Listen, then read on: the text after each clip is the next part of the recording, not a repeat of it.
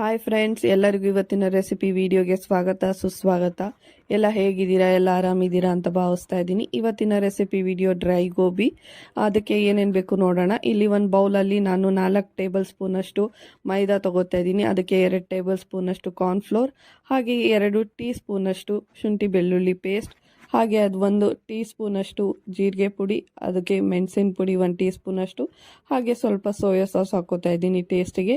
ನಿಮ್ಮಲ್ಲಿ ಕೆಚಪ್ ಇದ್ರೆ ಅದನ್ನು ಹಾಕ್ಕೋಬೋದು. ಆ್ಯಂಡ್ ಅದನ್ನು ಡ್ರೈ ಮಿಕ್ಸ್ನ ಸ್ವಲ್ಪ ಮಿಕ್ಸ್ ಮಾಡ್ಕೊಂಡು ಅದಕ್ಕೆ ನಾನು ನೀರು ಹಾಕ್ಕೊಂಡು ಚೆನ್ನಾಗಿ ಬೀಟ್ ಮಾಡ್ಕೋತೀನಿ.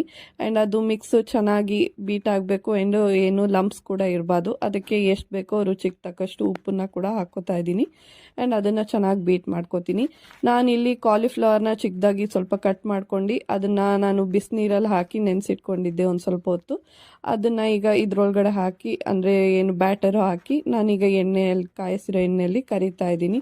ನೋಡ್ತಾ ಇದ್ದೀರಾ ನೀವು ಕೂಡ. ಆ್ಯಂಡ್ ಚೆನ್ನಾಗಿ ಏನು ಕಾಯ್ದಿದ್ರೆ ಎಣ್ಣೆ ಚೆನ್ನಾಗಿ ಕ್ರಿಸ್ಪಿಯಾಗಿ ಬರುತ್ತೆ. ಸೊ ಅದನ್ನು ಚೆನ್ನಾಗಿ ಫ್ರೈ ಮಾಡ್ಕೊಳ್ಳಿ. ಈಗ ಕಾಣಿಸ್ತಿರೋ ಹಾಗೆ ಚೆನ್ನಾಗಿ ಫ್ರೈ ಆಗಿದೆ. ಅದು ಈ ಥರ ಗೋಲ್ಡನ್ ಬ್ರೌನ್ ಆಗಿರಬೇಕು. ಆವಾಗ ನಿಮಗೆ ಟೇಸ್ಟ್ ಕೂಡ ಚೆನ್ನಾಗಿರುತ್ತೆ. ಆ್ಯಂಡ್ ನಾನು ಇದು ನನ್ನ ಮಗನಿಗೋಸ್ಕರ ಅಂತ ನಾನು ಇದಕ್ಕೆ ಖಾರದ ಪುಡಿ ಹಾಕಲಿಲ್ಲ, ಖಾರದ ಪುಡಿ. ನೀವು ಬೇಕಂದರೆ ಖಾರದ ಪುಡಿ ಹಾಕ್ಕೊಂಡು ನೀವು ಮಾಡ್ಕೋಬೋದು. ಆವಾಗ ನಿಮಗೂ ಏನಂತಾರೆ ಖಾರ ಸಿಗುತ್ತೆ. ನಾನು ಬರೀ ಇಲ್ಲಿ ಪೆಪ್ಪರ್ ಮಾತ್ರ ಯೂಸ್ ಮಾಡಿದ್ದೆ. ನೀವು ಖಾರ ಪುಡಿ ಬೇಕಂದರೆ ಅದನ್ನು. ಆ್ಯಂಡ್ ತುಂಬ ಚೆನ್ನಾಗಿ ಕೂಡ ಆಗಿತ್ತು. ಟ್ರೈ ಮಾಡಿ, ತುಂಬ ಚೆನ್ನಾಗಿ ಬರುತ್ತೆ. ಹಾಗೆ ಅದಕ್ಕೆ ಮೇಲ್ಗಡೆ ನಿಂಬೆಹಣ್ಣು ರಸ ಹಿಂಡ್ಕೊಂಡು ತಿಂತಾಯಿದ್ರೆ ಪಕ್ಕದಲ್ಲಿ ಏನಂತಾರೆ ಈರುಳ್ಳಿ ಕಟ್ ಮಾಡ್ಕೊಂಡು ತುಂಬ ಚೆನ್ನಾಗಿರುತ್ತೆ.